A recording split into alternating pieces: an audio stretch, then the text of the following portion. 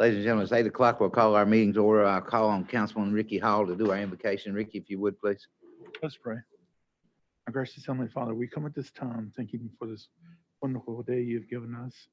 Lord, we come at this time asking you to help us as we do the workings of this wonderful city that we live in, that we'll do what is well pleasing unto thee. Thank you, sir. Would you rise for our Pledge of Allegiance? To the flag of the United States of America, to the republic which stands, one nation, under God, indivisible, with liberty and justice for all. Ladies and gentlemen, we're here to consider a resolution pursuant to North Carolina General Statute 14-234. Is there anyone want to recuse themselves from this deliberation this morning? Mayor Peterman, I wish to recuse myself. Jennifer is asked to recuse. Anyone else? With that, I make a motion that we allow Jennifer to recuse herself. I second that, sir. All in favor, say aye. Aye. Thank you, Jennifer. Now I'll go to the city attorney, Brian, if you would, or Bob. Yeah. Mr. Mayor, this is a procedure that allows under 4234, if any member of city council desires to with a city grant, you have to follow this procedure to make this allowable. So bottom line is I believe the resolution set forth all the details, of the procedure. And I'll be happy to answer the questions any of you may have. Thank you, sir. Melody, questions for Bob or Brian? I have a question for Frankie. Okay. Frankie, the total amount on this resolution is $40,000 with a 12-month period. Is that annually what we are spending with their businesses? I don't think so. I don't recall the total amount, but $40,000 is the limit in the general statute. Okay, so that's where we got that number from. Correct. Okay. All right. So, and Bob, this only takes effect through the period of time in which the new census comes out, correct? I'm sorry. This only takes effect for the period of time that the new census comes out. That is correct. Till the new census, because we already know, and it's correct, Frankie, we already know that the population is well above 15,000 at this point. The current estimate from the state demographer has us over 15,000. The statute does not refer to the demographer's estimate. It refers to the estimate from the most recent census, which would be the census of 2010. Which was barely under 15,000 at that point. We have the numbers at 14 something. Right. Yeah. Correct. Thank you. Ricky, questions, please. Chip. No, sir. I don't believe I have any either. Anybody from the floor want a question? Come up, Eric, if you would. Let's have your name and address, Eric. Eric Crispin, 208 Alfred Avenue. Serious question. Could you explain to us how the general procedure works on things like this? Purchase order required, is there? Dollar amount limit, how is the purchases verified, signed off on, and we need a better figure than more than $40,000. How many dollars it's spent? I can get you that information. I don't have it handy. Our procurement process depends on the type of transaction, how much, and actually what department is purchasing it. We have procurement cards, we have small purchase orders, we have large purchase orders that go through a requisition process that are approved by management and finance. It depends on the size of the purchase. On road crew, shovel.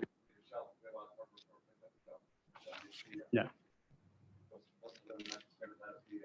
Without a PO, without a small PO or a procurement card, it's $100.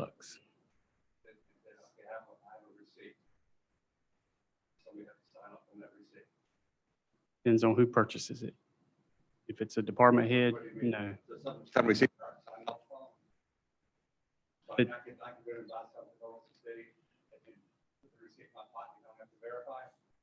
It has to be turned in. Correct. Yeah, not all employees can purchase. Anybody of supervisory level and above. No.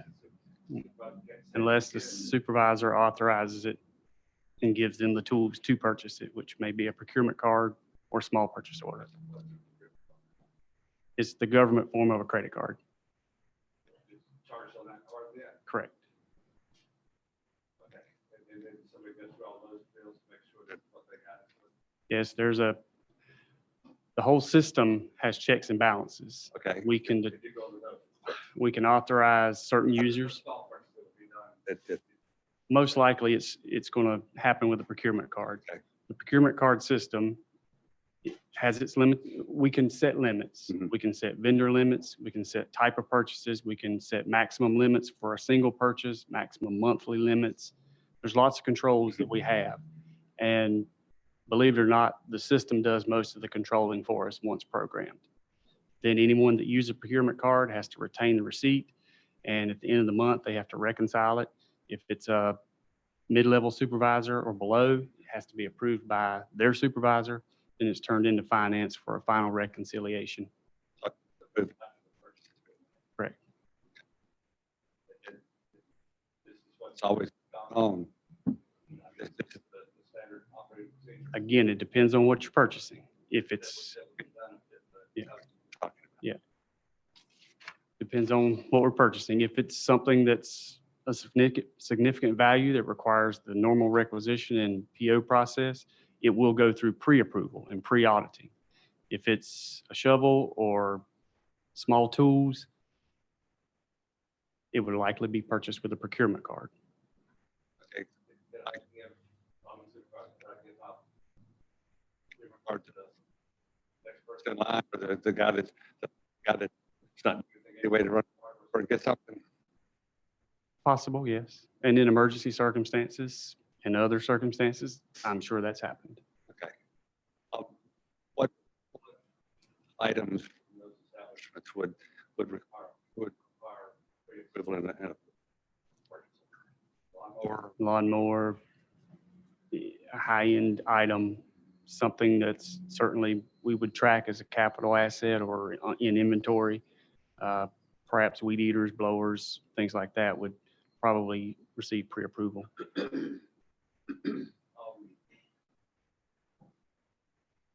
no requirement to lowest bidder or anything like that, you just buy. Unless it meets those thresholds for competitive bidding. State law keeps changing. $30,000 now? I think it's $30,000 for personal property and $50,000 for professional services and So there's nothing in farm services or climate that require a purchase order. competitive bid, probably not. Probably not. Perhaps a lawnmower. We would seek additional pricing just to cover our bases. Would it be possible then to we just pull them out and spend the last year? You probably would. Sure, I can get you that relatively quickly. Thank you, Eric. Anyone else? John, it's good to see you. Let me have your name and address, please, sir. It's John Sharp, 105 East Way Lane. Yes, sir. So my question is, because Jennifer is now, why did it come up? This Well, came up for everyone that joins the council that we do business with. It came up with Mr. Turner when he came on city council. He was on a contract to mow for us, and he actually decided not to do this. So it came up with Jennifer the first time she was on council. This is not anything new. Absolutely. So why, is there anything that we can do to like keep it within Graham? So the whole point of us spending money in Graham is to keep it local. So that way we're not, because, excuse me, Frankie, where would you go if you couldn't use Graham Farm Services or Colonial Hardware? Are you going to big stores like Lowe's, Home Depot? Unfortunately, that's true. So we're going to put money into those corporations instead of keeping it in Graham. John, we're going by the state I understand that, statute. Mayor. It's what we're trying to do. We're trying to keep it local if any way possible. Is there any, not saying we can change the law or anything, but is there anything that can be altered to keep it local? Not and keep me out of jail. I'd just as soon not go to jail on this. Oh, absolutely. Okay. All right. So there's nothing you can do as far as general statute or laws or The general regulations? statutes goes above us. The federal statutes goes above the state. And that's saying if there's a population of 15,000 people, Then we cannot do business with Chip Turner. It changes. Let me give you an example. Let's look at Swepsonville. Swepsonville's city councilman was the fire chief and sold fire equipment. Their population allowed that to happen. It would not be able to happen here in Graham because of our population. absolutely. Okay, I just want to make sure. Yes, sir. I appreciate your question. Always. Thanks, Yes, man. sir. Anybody else? Come up, Chuck, if you would, please. Chuck Talley, 808 Sideview. Number one, Eric, anytime it's a dollar amount over X amount, it doesn't matter if it's county or anything, we have to actually prove it. Okay, we're one of the three. We're not the lowest, we don't get, okay? We've not sold the city anymore, and they don't use the brand that we sell, and I don't foresee selling in the future. That's the only way we'd ever get over 40,000. Okay? So basically, what we're selling is, I think we're selling peat moss, is what we're selling for the greenhouses, and we're selling nuts and bolts and things that the garage would possibly need across the road. The amount that they're spending right now does not exceed. The only way it would exceed $1,000 if they were to buy something, like I said, like a weed. But that has not happened in the last 2 years. They haven't bought any power equipment. Okay, I'm just clarifying, I'm trying to help you out. Another thing too is. I want to bring, when the city gives a boot voucher, whose product is that? Is that boot voucher, I know it's given to the employee, correct? So does that fall under the same guidelines or not? Yes, it's public funds. It's public funds, even though it's purchased for the employee. Okay. I just want to see where that went. Is there any other further comment? Let's go back to the boot voucher. Who uses those? The police department? Boot voucher, police department, Public Works. they get a voucher. And I think that in the past, some cities, they can take a voucher and go buy the boots in another city, but they have to or they can buy them from us and they reimburse. That's what Burlington does in some of the other cities. Uh-huh. And so, to me, it's like buying a uniform, I guess, but it's not property of the city, which is purchased property of the employee. And that's where I was wondering is where does that all lie? Hmm. It's actually not property of, it's actually property of the employee. So that's why I was just wondering. Frankie, on the boot voucher, can they take that voucher to other places? Yeah, But they they're have- free. They're free. They can order them online. They can go locally. But it has to be the same type of boot for the police department. They have a limit. Well, the police department may specify a particular type of boot color. Some of your folks that are in public works or maintenance functions, there's not as much specificity to the boot. It's just something that's meets the safety criteria. It fits them well and is comfortable. But yet they still go to, They're free to choose their own boot within certain parameters. Okay.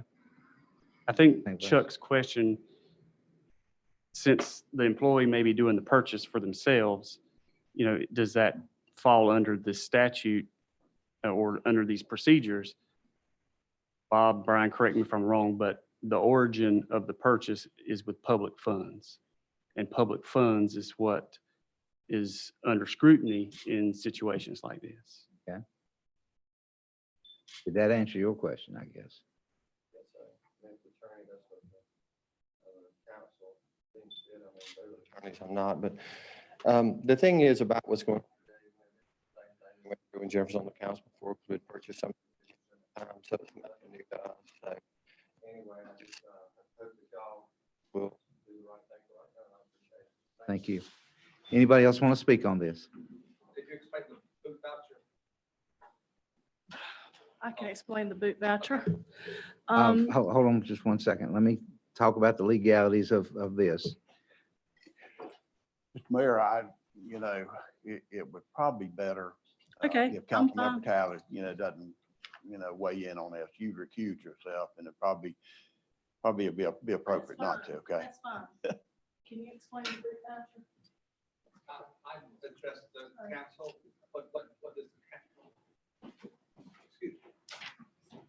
Eric Chris between all right, everybody. could you explain how the boot voucher works? So it's part of safety Sure. I for our understand. employees that they have the proper equipment. And so we will defer to the employee to choose their boots that are most comfortable, best fitting. And we will give them a certain amount of money to go towards the purchase of some boots. How much? $100.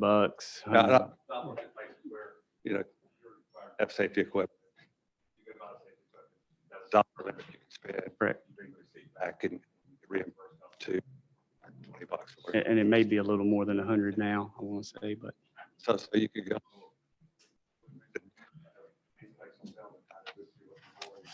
Kind of looking forward. as long as you're not going and buying tennis shoes for basketball, you're allowed to use your own discretion. That answer your question there? Yeah, I mean, I didn't know that it's required. And if the company requires you to have them, they provide the money for you to buy them, they're your boots. They don't belong to the company. So this, this is required, so this is what you have to do. And then we had to stay a certain amount of time in the company before if we left, I got to be a good pair of boots, I'm leaving now. Then we'd have to reimburse. But if you stayed 6 months or 8 months or something, then they were your property. So is there something like that in We place? don't seek those boots to be returned to us, if that answers your Well, question. not returned, but reimbursed. If, I don't recall a situation where we've asked for reimbursement, but I guess that could happen in the future if someone bought some boots and then left the next week. And we generally have a final paycheck to withhold things from or withhold the check is that, if an employee has not turned in something. is that SOP that if an employee leaves after 2 weeks or 3 weeks and he spent $120 or $100 on his personal safety equipment? I've not encountered that situation, but I have encountered situations where employees have not returned property of the city, uniforms, and we've withheld their check until Such we informal receive it. peers. That's correct. Okay. And it's thank you. very effective. Okay, thank you. Okay, right, Joe. I think we've covered this pretty. Come up and explain this. I think we got enough on it, but that's all Okay, right. so how the voucher works, typically like the city will give them a $100 voucher. The boots might cost $189. So today they show up, a department head shows up, a superintendent shows up. And what he does is he brings the city's card because they keep up with everything that's purchased on those cards. It's just like any credit card, you get a statement where everything is spent. So basically when they show up, the employee has to come out of pocket the $89 plus the sales tax that day. And the only thing that the city actually pays for is the $100. So that's why I was wondering how did that all work? Because basically the city has some skin in the game, but not all the skin in the game. And the thing is about, let's take your tactical boots and stuff, and I'd gladly like to talk about those. The reason the tactical boots we brought into the store was because we had brought them in because of the local law enforcement anyway, not just here, but also other forces throughout the county. So what we did is we're taxpayers and we also feel like we're contributing back to our local government and stuff. So we went to the boot vendors and we actually negotiated a contract price, okay? So what we did is those boots are purchased at a lower price and you can purchase them online. Now, the city doesn't get no special favor because if you want to walk in the door and buy that price of boot for the same price that I sell it to any city police officer, county police officer, or Burlington police officer, you get the same price because we negotiated a good deal because we just felt like across the board that we were going to do that. So there's no favors being paid out anywhere or the other. It's the same price for you or anybody else. So the idea was when we brought the boots in, we did bring in some styles that some local law enforcement here in Graham also asked us to bring in. Boots, the same issues. Price of boot that we have in the store as far as the tactical boots go. Anyway, even in the water and sewer department, it's the same thing. Some of them get a $100 voucher, some get $150, but a good boot is the life of a man working during the winter. And I think it's very courteous that the city is willing to give them a voucher in the first place. The thing is with that voucher is typically those boots can range anywhere between $180 to $250. So typically the employees are still coming out of pocket. And that's the only thing that concern that I had. The thing is, it's like, I know he's got skin in the game, but still the employees haven't come out of pocket to purchase the boots. So that's what the concerns that I was just questioning. So it's not totally purchased by the city. Other than boots with the police department. They are priced where anybody in the county can get them at a good deal because we've negotiated those prices down. The other boots with the guys who are coming in the door, there's a variation of boots. You know, we have multiple brands and we just got awarded the Red Wing brand. So we're now a Red Wing dealer for Alamance County. And we do know a lot of the guys who like Red Wing. They can still purchase them. They'll have to purchase them in Durham or probably Greensboro. But we're honored to get that brand. And we've also been approved for 2 more brands, which kind of makes Farm Services unique to itself because a lot of these vendors have loyalty to their brands. So once we can get them in the door and show what we're doing with other brands, it's an incubation period for us in order to get these brands. We've worked really hard to get them and everything, Eric. But I do appreciate your business and everybody's business room that comes in there. This business was saved due to the fact that I just didn't want to ride to Mebane to get a 5-cent washer. And I think that's what I'll generate for me. And the beautiful thing about these businesses, it's not been fun trying to float, but 29% more revenues stay in a local community. And that's fact. You can go look it up, all the studies, when you deal with a local mom and pop shop business. 29% more revenues stay local, stay in the community. We're the ones that sponsor the Little League ball teams, so we're the ones that do all that stuff. Corporate America sucks it out of the community and takes it back to their main corporate office. So that's why we've on small business, and I don't care what business anybody has, we try to support them in the downtown. Thank you. If there's any other questions, I'll be glad to ask. Thank you, Chuck. Anybody else want to speak on this? Come up, Elaine. Good to see you this morning.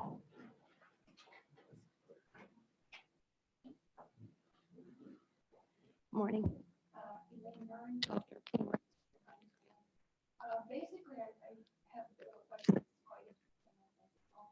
And while I'm a big fan of keeping consumer spending local, not every local business has a city administrator or council person. So I think this is great. Kind of the rubber meets the road, if you will. Secondly, my question is this. Do I understand correctly that because Graham is supposedly under, according to official census, under 15,000 residents, that this is kind of a done deal? No, ma'am. Mrs. Talley is allowed. It's not a done deal till we vote on it. Okay, so. Could we say no? Yes. Right. Could we say no? Yes, we could say no. Okay. But when we, at the time of the next census, Then this, official, then that will negate. yes, Business dealings that she's allowed to have. yes, unless the law changes at the state. It has to come from the state level. Do you anticipate that happening? I anticipate us being closer to 20,000 than 15. Well, that's lovely as well. But for the census, for the purpose of the census, then, do I understand correctly that That negates any ability. It negates this agreement. Mrs. It negates this agreement right here, yes. I see. Okay, thank you. If the agreement, if it changes on the state level and they go to say this agreement goes to 20,000 next year, then I can't say that it would end our dealings with the Talley family. It would not. If this changes on the state level, then we would have to do this all over again, I'm sure. Okay. Do you anticipate that happening? I stay in Graham and I try to keep myself in Graham. What the state does, the state does. Okay. Not entirely, but I think. Well, I don't know what I can't tell you what the people in Raleigh are thinking. I know they hurt us more than they help us on their legislation. Okay. All right. Many thanks. Yes, ma'am. Anybody else want to speak? Yes, ma'am. 26 East Pine Street. And my apologies for being late, but 8 o'clock. My car wouldn't do it. I'm here out of curiosity because we're going down uncharted territory. We actually are not, but that's okay. Hmm? We are not. We've Well, done this before. Okay, we've done it before, but what I'm saying is that I never sat out here and was aware of the value of green floor to whatever, or any other, or nutrition. And I just want to know for now in a future meeting, what are the parameters for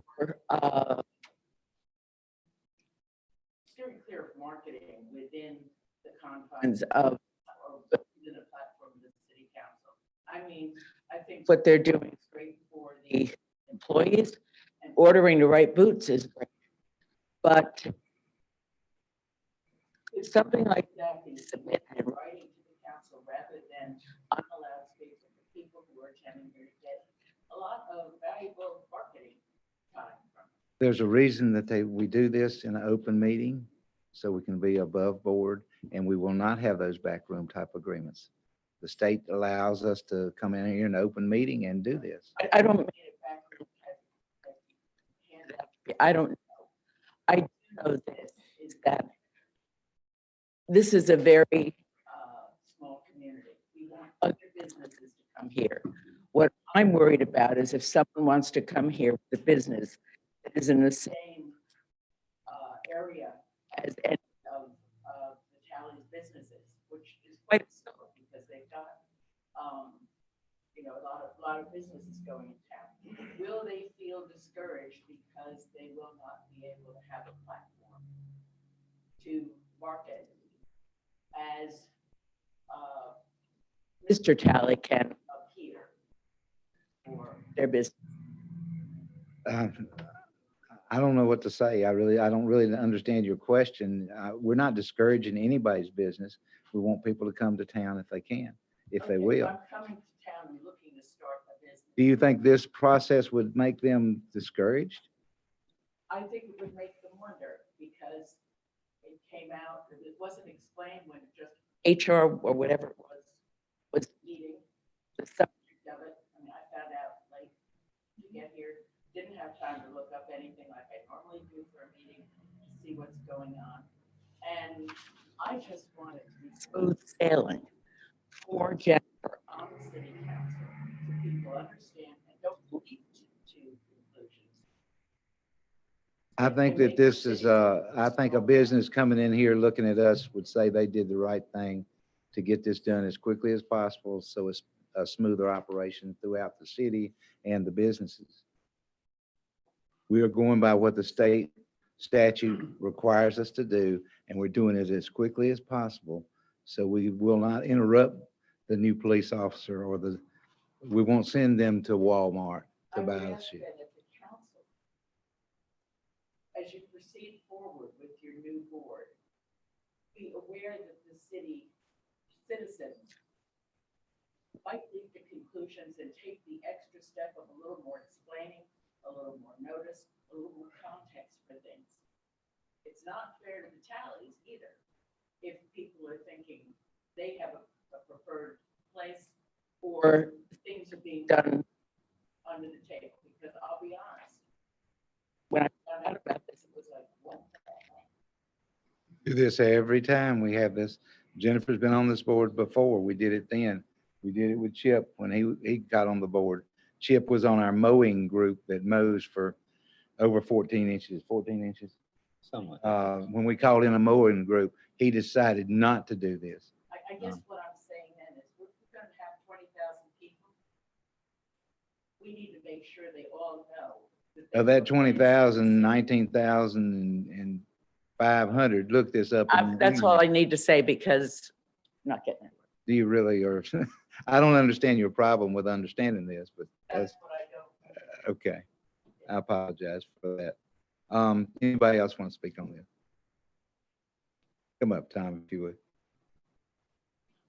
Mr. Mayor, I think I understand the last series question. The issue of if another business came in town and also offered booths that the police or public works or anybody else would buy, it would be the individual officer or employee's decision where to go to buy those boots. In fact, it's their decision now. Largely. Yeah. There could be cases where a department head purchases equipment, could be boots, you know, in mass for the entire crew. Does that happen? Or has it happened? I would bet it has happened, but I don't recall a situation recently. Mr. Mayor, you mentioned a couple of examples, and I'm wondering if management has any others. You mentioned Councilman Turner, you mentioned Councilman Alley's previous tenure. Mhm. Any other business-related entities of current or former members in at least your tenure, Frankie, that you can think of? Ms. Wiggins, we do not do business with Ms. Wiggins. She hasn't asked for us to do so. She does sponsor some events. She pays us, I think is the case. In my time, I cannot think of any. I don't recall any others. I know I had a question that I didn't have, somebody asked me why we bought from Newton Fire Equipment all the time. And the fire chief said, well, they have the lowest price. And they're right there. We can ride down there and pick stuff up from them. And that's fairly local in Swepsonville. Try to do it as best we can. But when we compare a fire hose at Darrell Newton's place to the fire hose in South Boston, Darrell's going to beat the price every time. So why not just go down there and buy from him? And Mr. Mayor, I wasn't quite clear in the discussion about the 15,000 population threshold. You know, is the prohibition absolute when you go above that population level, having this kind of arrangement? Yeah, the way I interpret the statute, it is. Okay, and Mayor, if I understand, which again, maybe Ms. Searles didn't catch your reluctance to mention state law, but in other words, it'll be up to the General Assembly whether to change that threshold. And I'm wondering if you happen to know if it has been changed in the past? Or has 15 been it for a long time? More than 10 years? It's been quite a while. As to the number of years, I'm not certain. You'd have to go back and look at the legislative history, but as far as I know, that's been the threshold, population number for a number of years. And certainly during my tenure, before here, it's been 15,000. So. And one follow-up to the previous discussion, I guess, is the question, Mayor, was this particularly needed to be a special meeting as opposed to being handled at a regular monthly meeting? It was just a timing thing. Our guys are riding to Lowe's to get a washer. During this interim period or Certainly. If we had to wait till January, how many trips would we make to Walmart and places like that to buy it? It's just a convenience for our people. All right. And Mr. President mentioned wanting to know kind of a baseline, I guess, current expenditure. Do you have a ballpark by any chance, Frankie, of what the city has spent these 4 companies? The 2 primary companies, Farm Services and Colonial Hardware, it looks like last year about 23,000. All right. And as I understand, the provision is that the city's expenditures with these entities will be posted quarterly, do I understand? At least quarterly. At least quarterly. And so the differentiation between, that it lists any historical figure, but knows the point of comparison is in essence, whatever it turns out to be exactly, but more or less 3,000. That's what we spent last year. The resolution that's before the council establishes a maximum expenditure of $40,000. Council can change that, but But that part's not state law. that's the maximum under state law. Oh, it is maximum. We could lower it. We can't raise it. Okay. Yes, sir. Anyone else? Come on up. We want everybody to have all the time they can use. Albright Avenue. My interest was purely information gathering. So I have nothing against Ally. I go to the clothing hardware store several times a week. Thank you, Brian. Go there. What the price is, pay their price. So I was just curious. I have no problem with This resolution. We're, when people complain, we've got 4 guys standing on a street corner waiting for something to happen. A lot of times they're waiting for somebody to go to Lowe's and buy a nail. This will eliminate some of that. Yep, me too. Thank you. Thank you. Anyone else? Then we'll end the discussion. We'll talk about it among ourselves. Tell me what everybody thinks. Let me be clear on something. when this new census comes out, then we won't be able to buy a nut, a washer, or a bolt at Colonial Hardware. We'll have to go to Lowe's. Is that correct? When the new census comes out over 15,000. That's Yes, our sir. understanding. Yeah, Okay. purely All right. because Yeah. Ms. Tally's on the council. Right, right. I understand that part. I just want to make sure that Now, the boot vouchers, what does that do with that? Does that make the We same would thing? get some clarification, have to get some clarification, but I think that would apply as well. okay, I'm good. This, what we're doing today, maybe a couple points of clarification. This does not bind the city that they have to do business with Ms. Tally's companies. It gives us the option to do business, which is what we have now. We have the option. There is no contract that we have to buy boots or have to buy weed eater string or whatever it is. We have the option of doing that. Secondly, this exception, when I was coming through school, was often referred to as the small town exception. That's where the population threshold comes in. The state has established for the purposes of this statute that if you're under 15,000, you're considered a small town, and you can exercise the small town exception.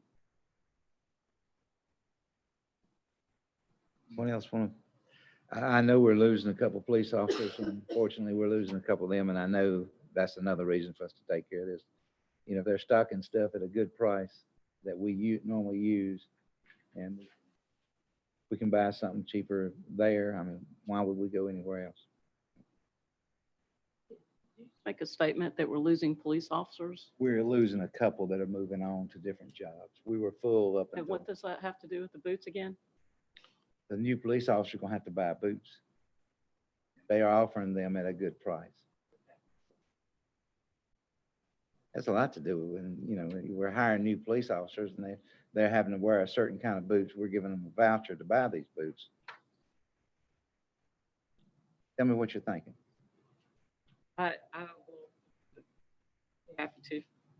There are a few things that haven't come out exactly that need to be said. The numerous calls that I've received are about the quickness of this meeting and the uninformation out to the public. Ms. Talley, the mayor, have been very adamant over many years now about informing the public, going through the due process, allowing the public to speak. However, what this looks like to the public is that this has been a rushed meeting and favoritism of a city council member. That's exactly the calls that I'm getting. That's the problem that we're having right now. It doesn't look good. Am I totally against this? Absolutely not. I am in favor of business. I am a business. I am in favor of people doing business here. I think that it's a matter of time. And had we waited until January to do this, I wouldn't be getting these phone calls. The second thing is that we're not to exceed 40,000, and everyone seems to be comfortable with that when we have not done any business with them in the excess of 25 to 30,000. So no one has mentioned that, but that is to say that we have a $40,000 limit when we've never spent that in a year. The second thing is that, or the other thing is that this was within a 12-month period, which is reasonable for a contract. However, we expect that census to come out in the next 8 or 9 months. So the possibility of spending $40,000 in the next 8 or 9 months is concerning to the public as well. Ricky, you've on one hand spoke. What do you think? Mr. Mayor, I'm in favor of this. I think it's good for Graham. It's good for the city. And it is a formality. It is not something that we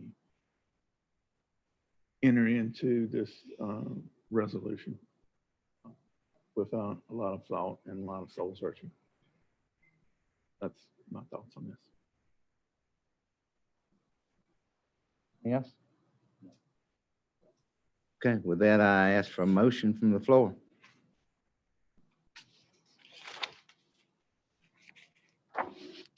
I have one point. Yes. Making a motion, do we have to read this in? I would make the motion to consider the resolution, to approve the resolution or deny the resolution. Okay, very good. Okay. Mr. Mayor, I make a motion that we accept this resolution as written. Thank you, sir. I need a second. Second. Thank you, sir. All in favor, say aye. Aye. All opposed likewise. Aye. The motion carried 3-1.